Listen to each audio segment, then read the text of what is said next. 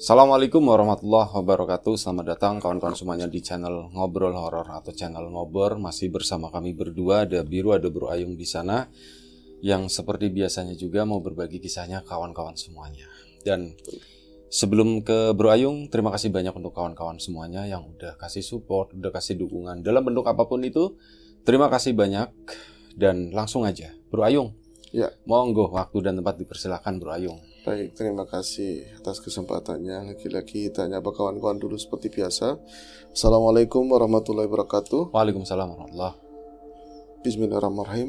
Apa kabar kawan-kawan Ngobor semua? Semoga semua dalam keadaan baik, sehat, dan selalu bahagia tentunya kapanpun dan dimanapun saatnya. Amin. Ada kita di Ngobor, ada Mas Biru kali ini.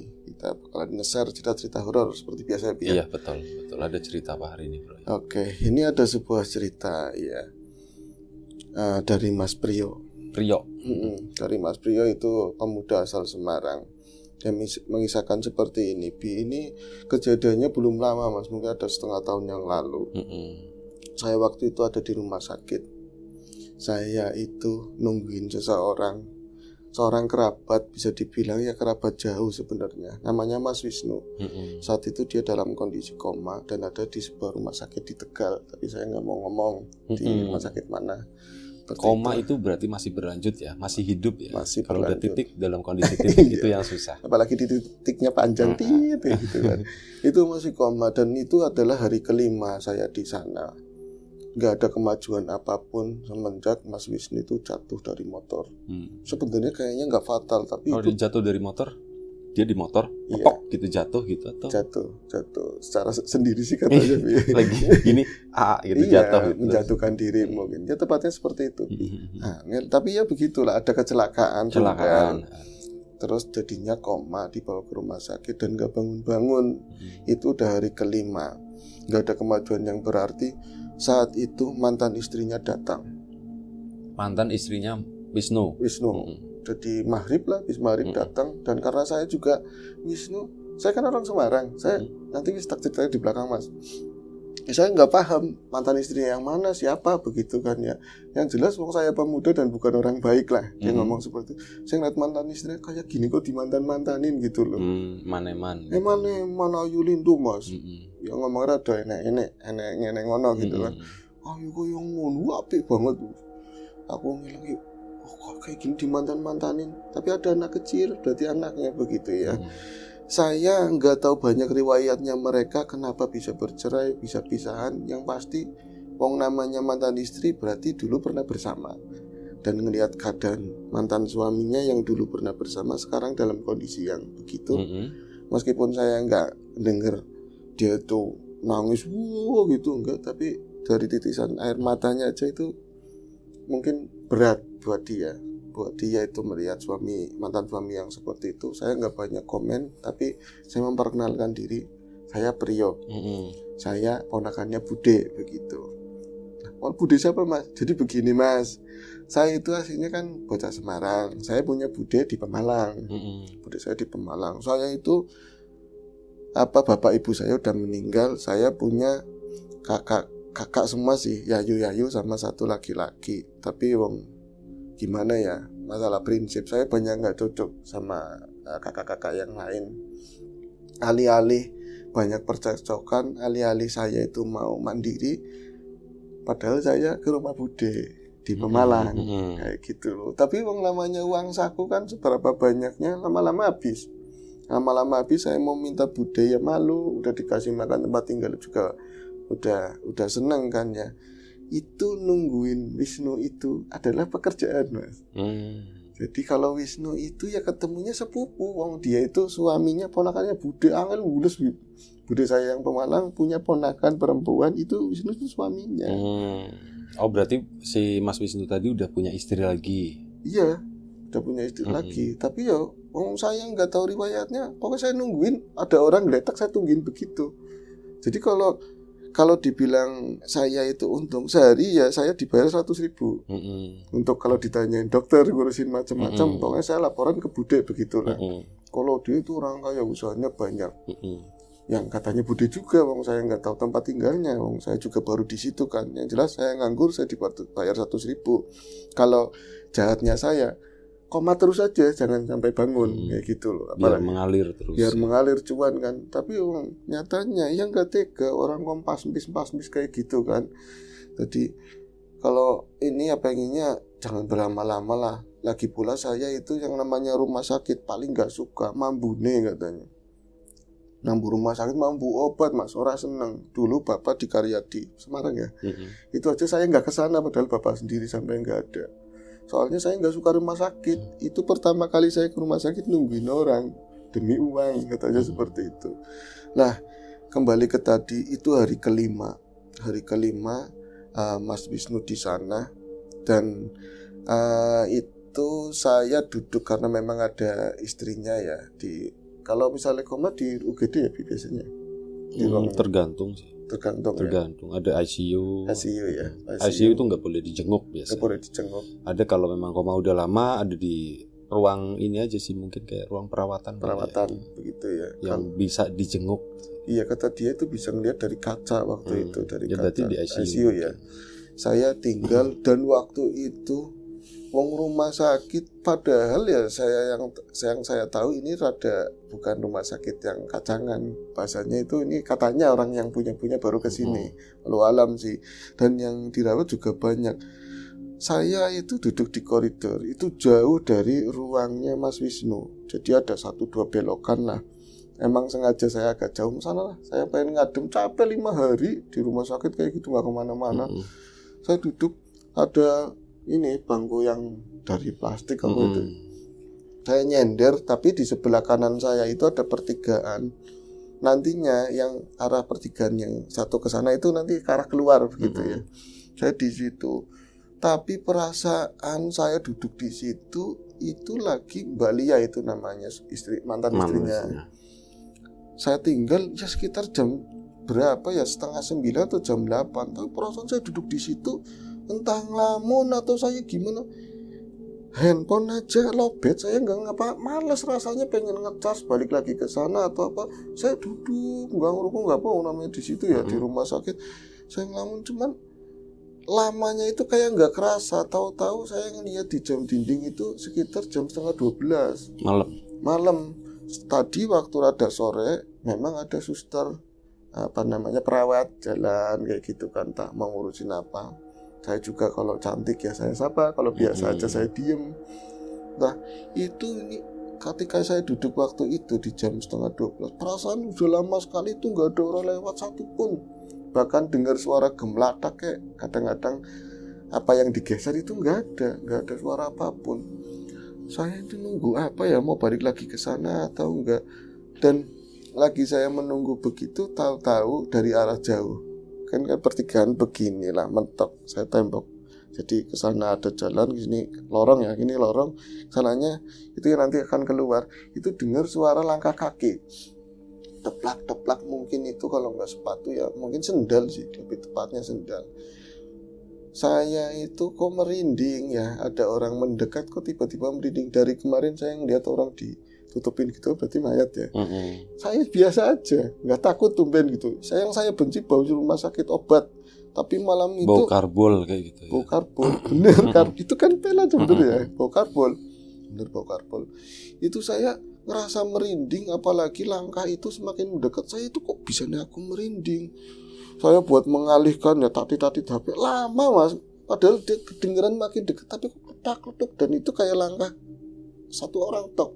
Jadi nggak rombong-rombong itu perawat atau misalnya orang mau jenguk pasien dan pasiennya mana, ini bukan jam jenguk, udah jam semalam itu. Nah, saya tetap nunggu, tapi ini udah kok aku jadi hawanya tambah dingin. Saya juga kayak meriang tanggung udah 5 hari, kayak mungkin kena virusnya sana, ngomongnya begitu. Pas keluar yang ditunggu itu yang jalan kaki, ngadep ke arah saya, berarti belok nantinya ke ruangan jadi belakang sini yang jurusannya ruangannya Mas Wisnu dan lain-lain. Saya kaget, loh itu Mbak Lia, ternyata itu Mbak Lia. Dan saya waktu itu cuman terpukau begini loh, oh pantesan teklak-tekluk kayak langkahnya perempuan, ternyata Mbak Lia. Wong saya tadi ya bukan orang yang gimana-gimana, saya bilang kan sayang orang cantik kayak gitu kok ditinggalin. Saya langsung lihat mukanya, walaupun itu nggak jauh-jauh banget ya, ada sekitar 5 atau 6 meteran. Saya ngeliat langsung ke bentuk tubuhnya, ini nakal-nakalnya saya katanya seperti itu. Kalau dibuka gimana? Ya riberongsong itu cali piye. Apa ya? Maksudnya orang cantik begitu kok disendirikan, ditinggal kayak gitu kan. Tapi saya juga, loh bocahnya mana kok nggak diajak? Itu saya belum ngeh kalau dia sebenarnya udah pulang. Sebenarnya udah pulang. Nah ini kok kesini lagi sendirian, itu nggak ada pertanyaan itu. Yang jelas kayak ada Mbak Lia mau ke ruangannya Mas Wisnu, seperti itu toh. Saya itu bermanis-manis, bermanja-manja dalam hati saya. Kamu itu nggak usah mau Mas Wisnu, ada Prio loh, ada Prio, dan saya siap untuk membuahi. Saya itu udah matang. Saya itu siap menafkahi dengan pekerjaan saya menunggu orang sakit di rumah sakit. Keren. Saya siap menafkahi diri Anda dengan pekerjaan saya menunggui mantan suami Anda. Ya gampangnya seperti itulah. Soalnya itu tak benerin, tak ganteng-gantengin lah waktu itu, sempat rambut tak ngeneke kan Mas. Itu lewat di dekat saya, makin dekat. Oh ya wong jatuh cinta pimen ya deg. Dari jauh itu 1 second jalannya itu lebih. Untung anaknya enggak. Saya mau nyapa tapi saya thanksin. Dia harus nyapa dulu. Oh Mas Prio, piambean, pengennya seperti itu. Makin dekat itu makin terang lampu. Mukanya itu pucet banget Mas. Pucet, saya bilang mukanya pucet banget lah. Yang berseri-seri. Yang tadinya cantik nggak cantik gitu ya. Ya masih cantik tapi serem deh, jatuhnya serem. Jadi pucat, benar-benar pucat, dan udah sedekat itu, tinggal mungkin 1-2 langkah di depan saya. Dia belum melirik ke arah saya pun. Dan singarane wulu waduh kabeh. Jadi saya semakin merinding. Apa sih maksudnya? Saya juga mengalahkan itu semua. Kok saya merinding? Kok saya nggak nyaman? Padahal saya menunggu dia. Tapi ngeliat mukanya begitu, giliran di depan saya tetap aja nggak ngomong Mas Prio atau apa misi atau apa. Dan mulut itu mau ngomong Balia mau kemana, ora bisa. Mulut itu bisa, aku mau ngomong apa. Bener-bener adanya rasa takut waktu itu, bener-bener rasa takut. Dan dia itu belum di depan saya, jalan ya biasa, langkahnya ya biasa, nggak nengok ke arah saya. Sombongnya luar biasa banget. Tapi saya nggak bilang itu sombong, cuma memang nanar, tatapannya kayak gitulah, serem banget. Masih seremnya belum hilang, saya keinget, jam berapa ini dia udah pulang gitu loh. Itu siapa, asli apa bukan, apa orang lain. Tapi dari bajunya yang tadi datang itu memang Mbak Lia, mukanya juga Mbak Lia. Pas saya itu kan ngangen gak ngeliatin cuman sebentar ya, saya buang muka lagi ke depan ke arah tembok itu. Oh kan iya, apa jangan-jangan bukan Mbak Lia. Saya tengok, kalau hitungannya jalan langkah segitu kencengnya masih ada. Soalnya di sana ada tikungan lagi nanti yang berapa 1-2 itu lalu ke ruangannya Mas Wisnu. Itu udah nggak ada. Waduh di sininya deg. Itu siapa? Jangan-jangan orang apa bukan? Pertanyaannya banyak banget. Tak damain perasaan sendiri. Aku ini capek di rumah sakit 5 hari. Walaupun megang banyak ngisep karbol gitu ya. Banyak kan ngisep karbol. Melihat orang mati ya didorong-dorong berapa kali. Terlalu banyak wanita yang saya lihat dan hanya Mbak Lia. Mungkin ada orang lain pandangan saya karena ya kelihatannya Mbak Lia. Saya damai-damain seperti itu.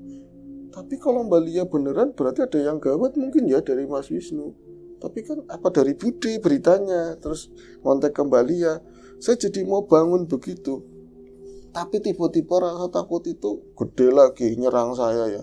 Nggak ada orang satu pun lewat blas waktu itu. Bener-bener sepi nyenyet lah. Saya itu tak kuat, dengkul lemas mas. Dengkul itu lemas. Padahal kan kalau serem nggak begitu ya. Tapi saya takutnya kayak ngeliat apa nggak tahu. Saya kuat-kuatin untuk bangun. Saya megang ke tembok gitu tertekan. Baru niatnya mau nyusulin Mbak Lia. Tahu-taunya dianya balik lagi. Balik lagi dari pangkolan begitu loh. Tapi kan wajahnya belum jelas, dari pawakannya itu memang Mbak Lia. Bombong saya mas. Tadi udah menyangka bahwa itu ya separuhnya itu mungkin hantu rumah sakit lah. Kalau yang lainnya nggak tahu, yang jelas itu saya takut berarti ada hubungannya sama hantu lah seperti itu. Tapi Mbak Lia balik lagi. Tekluk jalan ke arah saya. Ini ada keanehan yang kedua kali. Wong jalan itu mungkin ada yang 12 meter atau kurang lah. Bisa orang nyampe-nyampe. Nggak nyampe. Lama. Lama banget.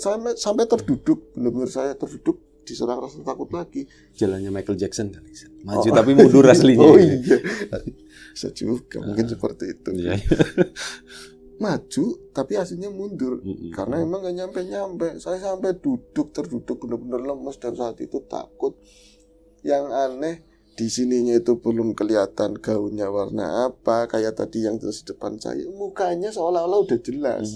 Dan itu pucet banget. Kelihatan di sini itu pucet, benar-benar pucet. Saya tuh sangat memastikan ini antara lihat dan hantu, lihat dan hantu. Saya makin lemes, makin nunggu. Tapi yang bikin saya agak rada damai sedikit lah, di belakangnya ada yang jalan ngikutin. Ya sekitar berapa langkah lah. Itu apa? Perawat? Ya seseorang. Itu tapi kayak kalingan tubuhnya itu, karena dia tinggi, balianya itu tinggi semampai kan kayak gitu banget lah. Makanya siap jadi tadi kerja di situ selamanya kan. Itu lama nggak nyampe saya kayak mau lelah begitu, sampai saya ngucap, ya barang awakmu setan yo setan no, tapi cepet jalan lewatin saya pokoknya kalau bisa tugas ini tak serahkan ke orang, kalau kayak gini caranya tiap hari. Itu lama-lama baru kayak ada kerentuk begitu, dia udah deket tahu-taunya, udah deket ngelewatin saya, dan saya pengen banget disapa lagi, memastikan bahwa dia itu orang. Prio, nggak boleh apa-apa gitu, nggak nyapa juga. Mau nyusu gitu. Mau nyusu. Jadi emang bawa susu waktu itu. Susu. Jangan ini dulu kan, dia emang bawa susu. Kan buat kesehatan, begadang apa gitu. Itu emang seperti itu, makanya aku juga suka susu kan. Nah, terus dia lewat, saya nggak memperhatikan orang yang di belakangnya, yang jelas kiwong kok sombong temen, orang kok begini banget. Kalau pucetnya mungkin udah malam sedingin ini gitu. Nyatanya itu memang baliam tuh, nyata banget begitu. Tapi kok nggak nyapa saya kan yang bertanggung jawab atas kelangsungannya Mas tadi ya. Mas Prio. Bukan, Mas Wisnu. Oh iya, sorry Mas Wisnu. Itu yang ngomong Prio. Saya ngeliatin satu seket jalan kan, galek belok begitu. Terus saya nengok begitu, Allahu Akbar, saya nengok di belakang, rontok saya. Udah tahu siapa pasti. Satpam, Enggak, itu bukan. Di belakang Wisnu. Di belakangnya itu Mas Wisnu, pas di depan muka saya. Dia itu pakai baju yang ya di situ deh, ala-ala rumah sakit. Cuma anehnya Mas Wisnu itu emang jatuh dari motor dan banyak luka, dan ada yang patah, katanya itu jalan biasa aja, cuman modelnya yang beda itu, dia kayak menanggung beban yang berat banget. Jadi di arah punggungnya itu kayak rada bengkok dan tangannya ke depan semua begini, nunduk. Lebih pucat dari yang di depannya, Saya lagi, udah di depan begini ya, saya pengen ngomong, Mas itu pandi, harap ngendi. Mas itu kan lagi koma. Ini asli apa enggak? Wis mulut nggak bisa ngapa-ngapain. Saya ngincup kayak nahan pipis saking takutnya waktu itu. Bukan Mas Wisnu. Mana jalan sono jalan. Saya ngeliatin dari belakang, jalannya itu sama kayak durasinya begitu, pelannya sama. Nah, sosok Balia itu udah hilang di pengkolan. Pakai mandek Wisnu nih loh, Mas. Maksudnya Mas Wisnu di pertigaan, boya ke sana langsung berhenti dan nengok, bukan ke arah belakang ada yang ketinggalan atau apa, enggak. Emang lihat ke saya kayak ngirim pesan bahwa ini saya loh, ini Wisnu, kayak gitu. Dia ngeliat ke arahnya Prio, ke arah saya, katanya Mas Prio, ke mukanya saya, walaupun itu agak jauh, tapi kayak saya jelas banget, kayak dia ngomong, aku mau pergi gitu loh, minta maaf udah ngerepotin kamu, seolah-olah ada omongan begitu, tapi mingkem, duk, itu bener-bener Mas Wisnu. Pas dia udah belok ke sana lagi, pelan banget dia belok mukanya begini, pelan banget, dia udah hilang. Saya nggak ngudang mereka, saya langsung ke ruang ICU, balik ke sana. Ternyata udah ada booster, dan itu udah lempeng, itu nggak ada di situ. Saya langsung hubungin Bude, gimana cara? Singal-angel, metuku, Mas Wisnu begini. Ya wis, aku wis ngerti. Bude saya ngomong, aku udah tahu. Ya saya nggak bisa ngapa-ngapain. Yang jelas masalah saya kehilangan pekerjaan udah nggak ada pikiran itu. Yang ini aneh apa Mas? Ini pertanyaannya. Iya. Si Mbak Lia, apa yang terjadi? Mbak Lia, apa yang terjadi? Maksudnya Mbak Lia yang pertama asli. Mbak yang habis pulang, dia baru oh itu kan udah pulang, berarti kan itu jelas bukan Mbak Lia.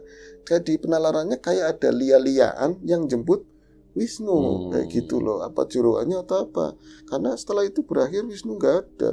Setelah dia pergi lewat gitu loh.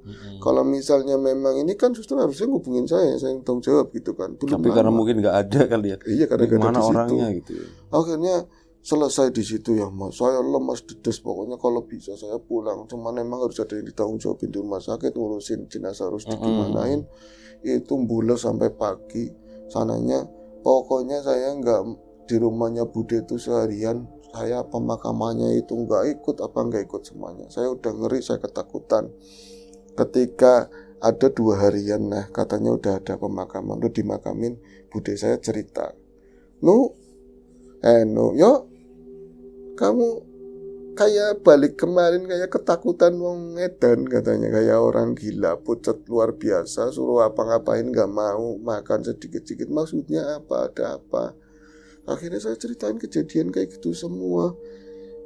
Pada ya sama kata budenya. Jadi di budenya malam itu sekitar jam 11:30 mau jam 12, budenya itu mimpi.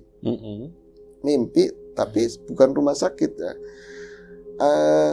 Seolah-olah Wisnu itu di rumahnya budenya. Seolah-olah malam itu Wisnu di rumah budenya kayak nginep gitu. Dan dia itu habis mengutarakan semua perasaannya kalau saya itu banyak salah sama istri, sama ponakan yang jenengan.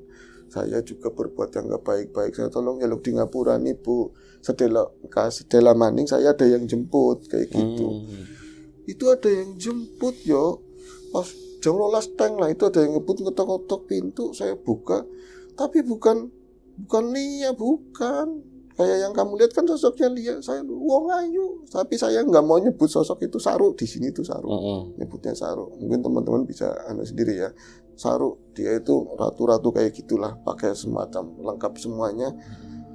Dia nggak ngomong apa-apa, tapi Wisnu, ini saya harus tanggung jawab yang saya lakukan, saya harus tanggung jawab kayak gitu loh. Saya waktunya pergi, aku itu nututi Masmu ya, nututin Mas Wisnu di belakangnya. Ternyata di luar bukan pemandangannya kayak depan rumah kita itu kan jalanan.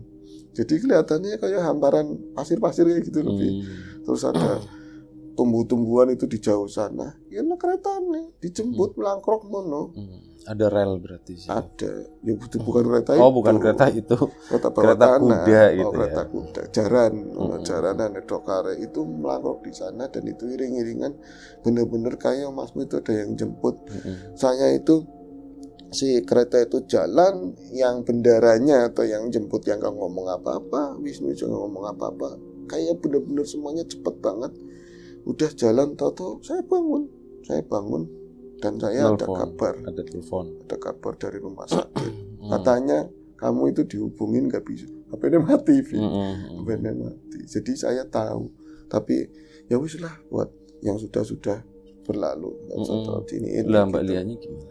Mbak Lianya tahunya besoknya lah dia udah pulang kan. Jadi jangan dikabarin. Mbak Lia asli loh ya, jangan dikabarin dulu, nanti aja. Kalau suami kan yang lebih dekat sama Lia yang ngomong kayak gitu. Enggak, maksudnya perioknya terjalin apa? Iya, apakah melanjutkan? Karang aja biar bagus. Dikarang ini dikarang. Aslinya enggak. Nih semisal saya ngarang, ngarang di pemakaman Priyo nggak datang waktu itu. Buat tambahan durasi kan, nggak datang waktu karena memang lagi masih ketakutan. Kemudian di 3 hari juga nggak datang. 3 hari tahlilan, 7 hari Priyo datang. Dia datang dan di sana ada Lia kan. Mbak Lia mengucapkan terima kasih kalau kamu telah menunggui suami saya. Ada obrolan kan, mau pulang, dianterin, bonceng aku gitu, boncengin kan di tengah jalan. Ada gubuk, ban kempes ada gubuk. Udah gubuk aja, ada gubuk aja, kempes dulu kan saya kempes settingan, ya. Terus settingan, kemudian Mbak, Mbak iki. Oh nggak sih, ini saya ada air minum kayak gitu, minum di situ. Anaknya dilemparin di sana. Enggak sih itu. Enggak, waktu datang ke sana anaknya tuh dititipin. Cuma berdua.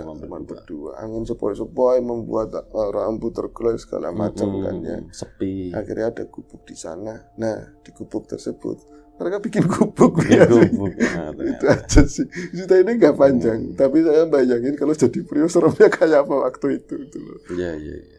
Antara nyata dan tidak dan nyata seperti itu. Berarti nggak ada hubungannya sama Lia ya sebenarnya. Nggak ada sama sekali, kayak nyuri sosok begitu loh. Mungkin karena pikirannya si Priyo Betul, bayanginnya Lia. lagi Terus bayangannya Lia. seandainya digubuk gimana Seandainya gitu. gubuk gimana? Tapi ternyata kita yang bikin gubuk gitu. Oke, udah Ya, kayak ya, gitu aja. Terima ya. kasih Bro Ayung atas ceritanya, Mas Priyo juga. Terima kasih banyak kawan-kawan di rumah juga terima kasih banyak. Doa terbaik pastinya buat kita dan buat kawan-kawan semuanya. Dimudahkan segala sesuatunya, termasuk kemudahan dalam hal rezeki. Yang sakit segera diberi kesembuhan ya, yang sehat tetap dijaga kesehatannya. Sampai jumpa di episode selanjutnya Ngobrol Horor. Jaga kesehatan kawan-kawan semuanya tentunya. Assalamualaikum warahmatullahi wabarakatuh.